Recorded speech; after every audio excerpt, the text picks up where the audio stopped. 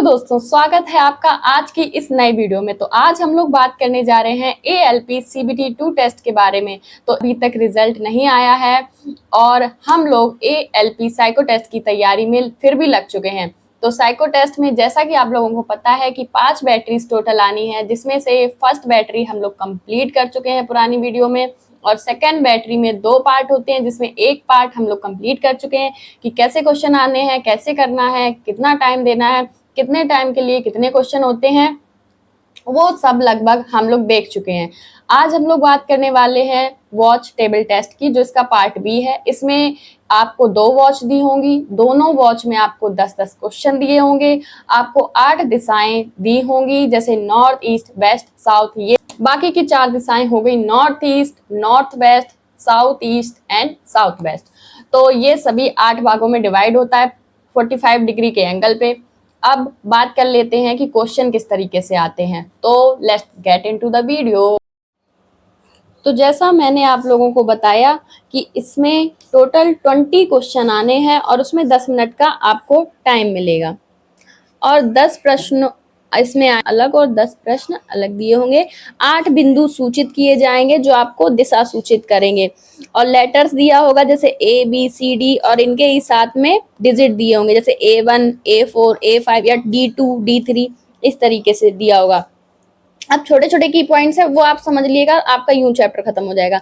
तो सबसे पहले सामने या विपरीत पूछे। जब भी आपसे ये बोले, जैसे ये A2 दिया हुआ है, ठीक है, अब आपको पूछा जा रहा है कि इसके सामने जो लेटर है या जो इसके विपरीत कौन सा लेटर है, तो H3 होगा। अगर सामने पूछा जाए तो भी, विपरीत पूछा जाए तो भी आपको इसमें कंफ्यूज नहीं होना है। सेकेंड, वॉच टेबल में हमेशा जब भी आंसर देते हैं तो हम लोग संख्या के अनुसार देते हैं, अल्फाबेट के अनुसार नहीं देते हैं। ये चीज हो गई। किसी संख्या को जब से सूचित करते हैं, आपको ऐसे याद करना है जैसे कि A2 आपसे बोला जाए, A2 से तीसरा अक्षर, तो जब भी आपसे से बोला जाए तो आपको देखना है A2 से तीसरा, यानी कि आपको इसको भी गिनती करना है। A1 जैसे तीसरा है 1 2 3, तो ये होगा तीसरा, ठीक है। अगर आपसे बोला जाए कि A2 के तीसरा या A2 के बाद तीसरा या A2 के तीसरे अक्षर को बताइए, तो आपको बोलना है जैसे 1 2 3, तो अब G4 होगा।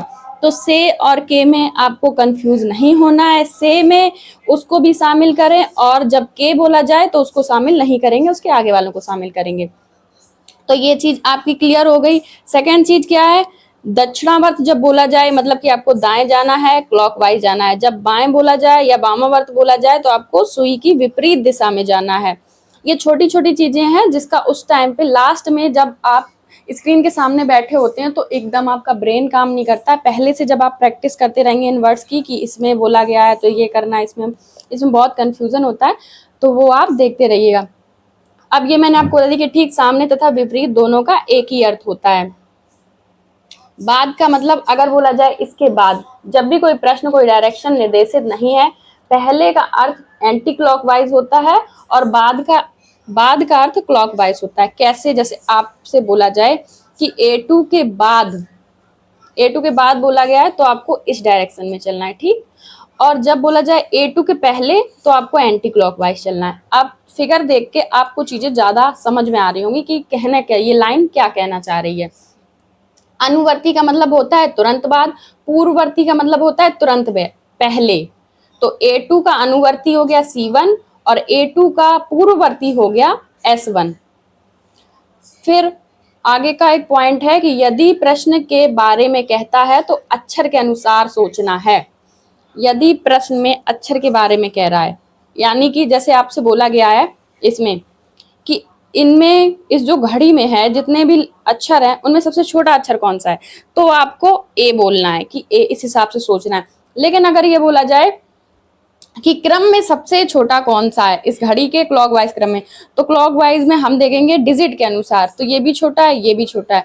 इन दोनों में कोई भी एक ऑप्शन में दिया रहेगा, दोनों नहीं दिए रहेंगे। तो अब आगे का पॉइंट है शीर्ष कोण और शीर्ष लंब। ये 2 पॉइंट है छोटे छोटे, तुरंत आपको बता दे रही कि क्या होता है। शीर्ष कोण का मतलब है जैसे आपने ये 3 मिलाए तो जो 2 भुजाएं आपकी समान मिली, जैसे कि मैं दूसरे मार्कर से करके दिखा रही हूँ, जैसे कि आपने ये 2 मिला दिए, इनको मिला दिया, तो जो ये दो समान भुजा मिलेंगी उसके यहाँ पे जो एंगल होगा उसको बोलेंगे शीर्ष कोण।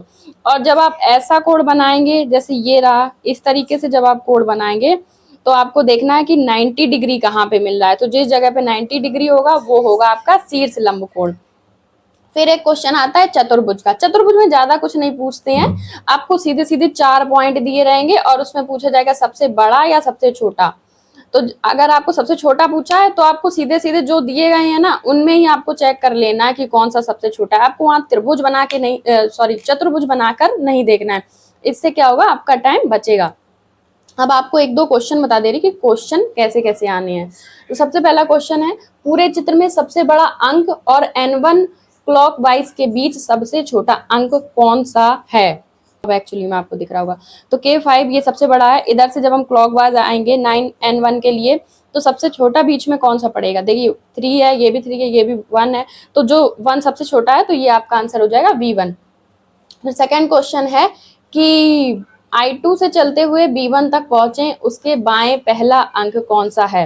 तो ये रहा I2 से चलते हुए B1 तक पहुंचे, तो I2 से चलते हुए हम लोग B1 तक पहुंचे, ठीक है। उसके बाएं, इसके बाएं पहला अंक कौन सा होगा, P3 होगा। तो आंसर कौन सा है इसमें, हाँ इसमें P3 होगा। तो इस तरीके से आपको आंसर देना है। बस आपको ये लाइन पढ़नी आनी चाहिए, दाएं बाएं में कंफ्यूजन नहीं होना चाहिए, तो आपकी चीजें बिल्कुल आसान हो जाएंगी। बस छोटी छोटी टिप्स आप लोग याद कर लेना कि अनुवर्ती का मतलब क्या होता है, पूर्ववर्ती का मतलब होता है पहला, अनुवर्ती का मतलब होता है बाद, से में जोड़ना होता है और के में जोड़ना नहीं होता है। शीर्ष कोण का मतलब होता है जहां पे दो भुजाएं समान मिले वहीं पे कोण होता है, और शीर्ष लंब का मतलब होता है जहां 90 डिग्री बना रहा हो वो शीर्ष लंब होता है। ये 4-5 पॉइंट हैं, ये देख के आपको पूरी वॉच टेबल सॉल्व करनी है और सॉल्व हो भी जाएगी। बस क्वेश्चन थोड़ा घुमा के पूछ देता है कि आपको लगेगा कि इतना खींच के लंबा करने की क्या जरूरत थी, सीधा सीधा पूछ लेता कि B1 के इधर कौन सा है, ये क्यों पूछा कि इधर से जाओ उधर से जाओ फिर पीछे आओ। तो इस तरीके से आपको लगेगा। तो आज के लिए बस इतना ही था। तो आज आपका ये चैप्टर कंप्लीट होता है। कल हम लोग बात करेंगे डीप परसेप्शन टेस्ट की, जिसमें 2 टाइप के टेस्ट होते हैं, एक तो ब्रिक टेस्ट होता है, एक क्यूब टेस्ट होता है। तो हम लोगों ने अपने सिलेबस का लगभग पोर्शन कंप्लीट कर लिया है। क्वेश्चन कैसे आने दो, प्रैक्टिस तो आपको खुद से ही करनी होगी। तो हम लोगों ने मेमोरी टेस्ट कंप्लीट कर लिया है, हम लोगों ने फॉलो डायरेक्शन टेस्ट भी आज कंप्लीट हो गया है। तो नेक्स्ट हम लोग करेंगे डीप परसेप्शन टेस्ट कि कैसे क्वेश्चन आने हैं और कैसे आपको करने हैं। फिर ऑब्जर्वेशन में कुछ भी करने की जरूरत नहीं, बस आपकी नजरें दौड़ाने की जरूरत है। इसमें एक ही क्लास में सब बता दूंगी, एक ही वीडियो में सब कुछ बता दूंगी कैसे क्या आना है, सिमिलैरिटी में इसमें भी। तो आज के लिए इतना ही था। आज की वीडियो में हमने बैटरी 2 कंप्लीट कर लिया है और बैटरी 2 हमारी खत्म हो गई है। कल से हम लोग 3rd बैटरी कंप्लीट करने में लग जाएंगे। और आज जैसे मैंने आपको छोटी छोटी टिप्स एंड टिक्स बताई है कि आपको कैसे करना है, कैसे समझना है, से और के में क्या डिफरेंस है, वैसे ही आगे की बैटरीज में आपको बताएंगे, जिसमें क्यूब टेस्ट और ब्रिक टेस्ट में कि आपको कैसे देखना है कैसे नहीं। जैसे मैंने किया है वैसे आप भी करते रहेंगे तो आप ज्यादा से ज्यादा कम समय में ज्यादा से ज्यादा अचीव कर पाएंगे। आई होप कि आज का वीडियो आपको अच्छा लगा हो। अगर वीडियो अच्छी लगी है तो प्लीज लाइक करिएगा और चैनल को ज्यादा से ज्यादा सब्सक्राइब करिएगा। Thank you so much for watching the video.